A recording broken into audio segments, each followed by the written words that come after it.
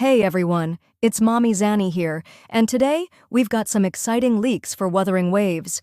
But before we dive in, keep in mind that these are leaks, meaning things might change before the official release. Some details could be tweaked, reworked, or even scrapped entirely, so take everything with a grain of salt. That said, if even a portion of this turns out to be real, we are in for some amazing new characters with jaw-dropping mechanics. Let's kick things off with Phrolova. Right now, her kit is still in the early stages of development, so we don't have the full motion details yet. However, what we do know is that her core party mechanic revolves around Echo.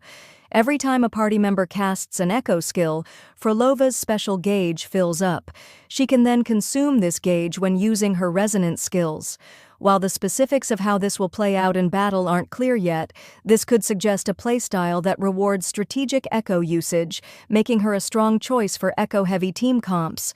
Phrolova's resonance liberation animation is also something to look forward to. Based on concept art, it closely resembles key scenes from the 1.0 story, which means there might be deep lore connections or emotional weight behind it. If you're someone who appreciates beautifully animated ultimates that tie into the game's story, Phrolova's animations might end up being incredibly impactful. Now, let's move on to Cartethiya, and trust me, this one sounds absolutely insane. Cartethiya is an arrow erosion DPS, and her kit is all about fluid, fast-paced combat.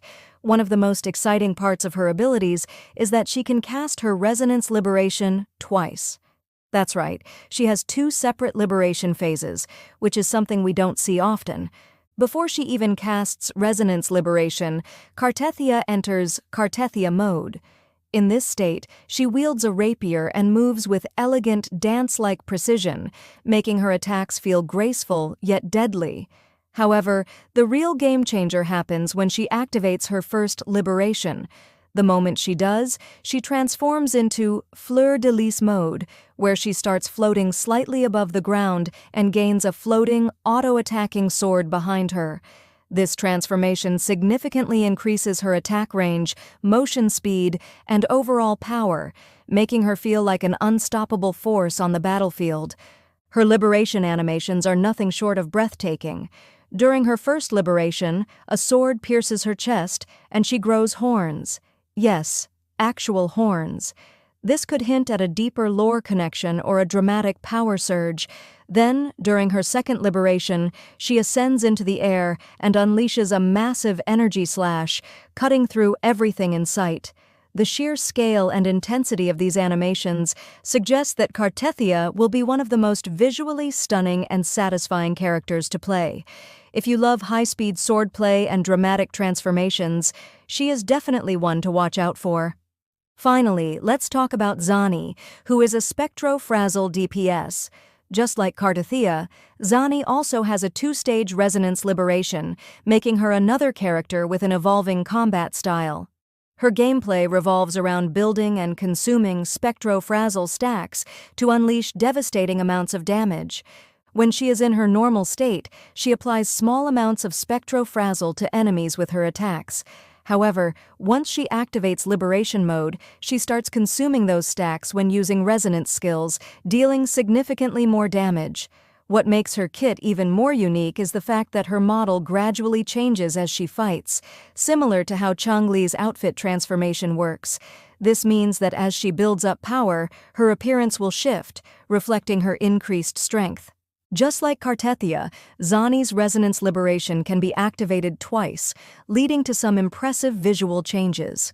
During her first liberation, she loosens her tie, which might seem like a small detail, but it adds a ton of personality to her character. It's almost as if she's finally letting go and unleashing her full strength. Then, in her second liberation, she leaps high into the air and slams down with immense force, delivering a devastating finishing blow that consumes all spectro-frazzle stacks for a final burst of damage. One really interesting aspect of Zani's animations is how her movement changes before and after liberation.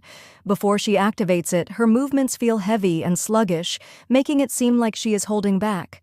However, once she enters liberation mode, she becomes incredibly fast and fluid, as if she has finally broken free from her own limitations. This kind of dynamic transformation makes her not only fun to play, but also visually striking. With all of these leaks, it's clear that Wuthering Waves is pushing the boundaries of character design and gameplay mechanics.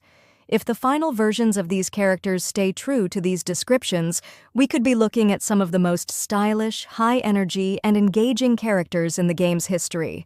So, what do you all think? Are you most excited for Phrolova's echo-based abilities, Cartethiya's lightning-fast rapier combat, or Zani's stack-consuming powerhouse attacks? Let me know in the comments. And of course, don't forget to like, subscribe, and turn on notifications so you don't miss any future leaks. Thanks for watching, and I'll see you in the next one.